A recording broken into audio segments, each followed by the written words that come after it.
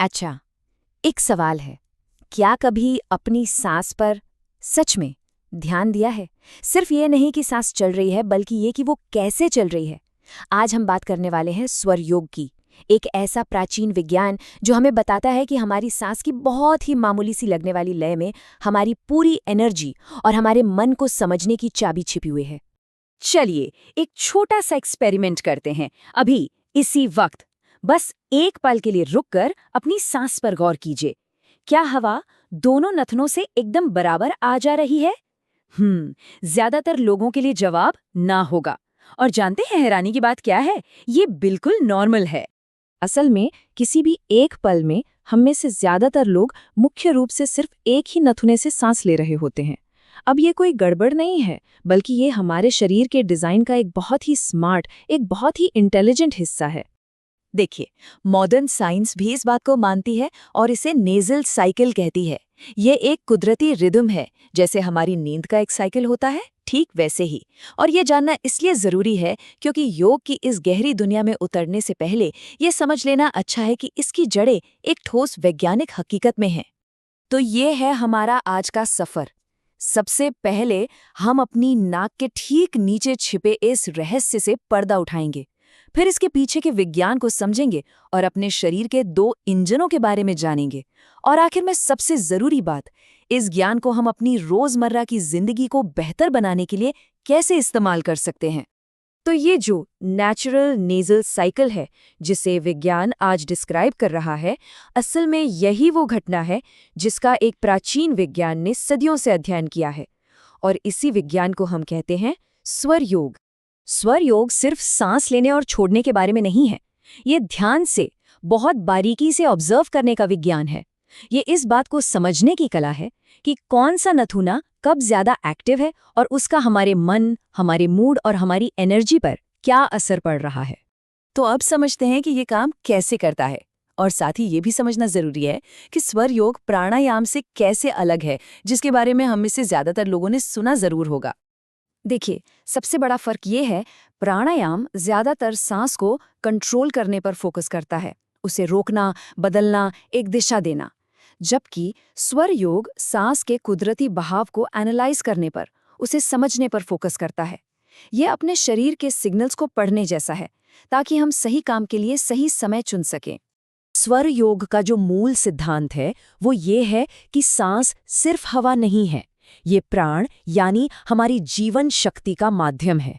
इसलिए जिस नथुने से ये प्राण बह रहा है वो सीधा सीधा हमारे शारीरिक और मानसिक हाल का एक रियल टाइम इंडिकेटर है।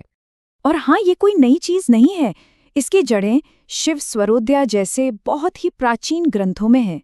आज की दुनिया में इसे इंट्रोसेप्शन को ट्रेन करने की एक बहुत पावरफुल तकनीक के रूप में देखा जा रहा है। इंट्रोसेप्शन यानी अपने शरीर के अंदर चल रहे बहुत ही बारीक सिग्नल्स को सुनने और महसूस करने की क्षमता। तो अब बात करते हैं हमारे शरीर के दो मेन एनर्जी मोड्स की, या यूं कहें कि हमारे शरीर के दो इंजन्स की। स्वर योग के अनुसार हमारी सांस दो बिल्कुल अलग अलग तरीकों से बहती है और हर एक का अपना एक खास काम है। जब हमारी बाईं नासिका यानी इड़ा नाड़ी एक्टिव होती है, जिसे चंद्रस्वर भी कहते हैं, तो शरीर में ठंडक, शांति और एक ठहराव वाली एनर्जी होती है। ये समय कुछ नया सोचने, क्रिएटिव काम करने या बस आराम करने के लिए बेस्ट है। साइंस की भाषा में कहें तो ये हमारे रेस्ट एंड डाइजेस्ट सिस्टम यानी पैरासिम्पैथेटिक नर्वस सिस्टम को एक्टिवेट करता है। और जब दाई नासिका यानी पिंगला नाड़ी या सूर्य स्वर एक्टिव होता है तो शरीर में गर्मी, फुर्ती और एक्शन वाली एनर्जी होती है।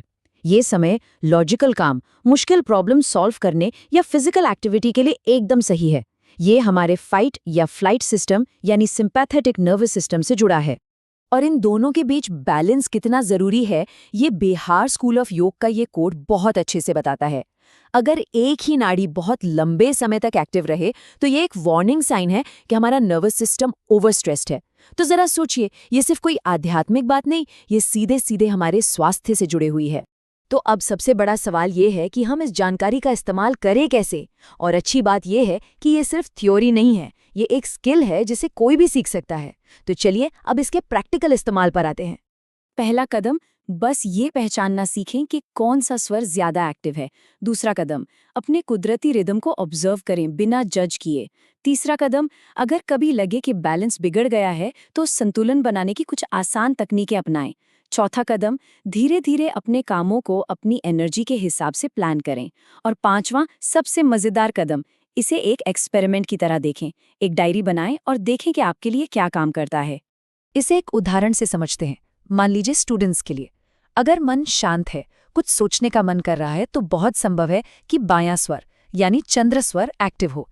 ये समय पढ़ने, लिखने या कुछ नया सीखने के लिए परफेक्ट है।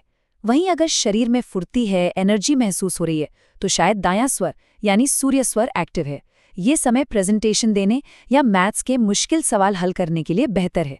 ये कोई अंधविश्वास नहीं है, ये अपनी कुदरती ऊर्जा के साथ काम करना है, उसके खिलाफ लड़ना नहीं।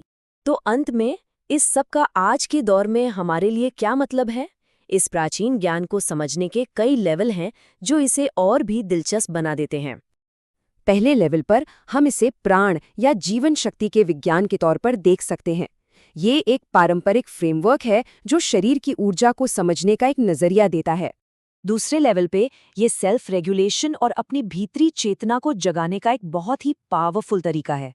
ये अभ्यास हमें अपने शरीर के बारीक से बारीक इशारों को सुनना सिखाता है और हमारे मन और शरीर के कनेक्शन को मजबूत करता है।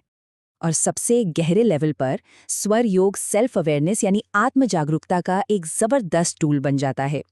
ये अपने शरीर के इंटरनल डैशबोर्ड को पढ़ने जैसा है, एक ऐसा डैशबोर्ड जो हमें बताता है कि हमारे अंदर असल में क्या चल रहा है, ताकि हम अपनी जिंदगी के लिए बेहतर फैसले ले सकें। तो संक्षेप में इससे हमें मिलता क्या है? एक real time biological feedback system जो हमेशा हमारे साथ है, अपने ध्यान और एनर्जी को बेहतर ढंग से मैनेज करने की क्षमता, काम को और स्मार्ट तरीके से करने का एक तरीका, और सबसे बढ़कर अपने शरीर की अंदरूनी समझ और ज्ञान से एक गहरा कनेक्शन।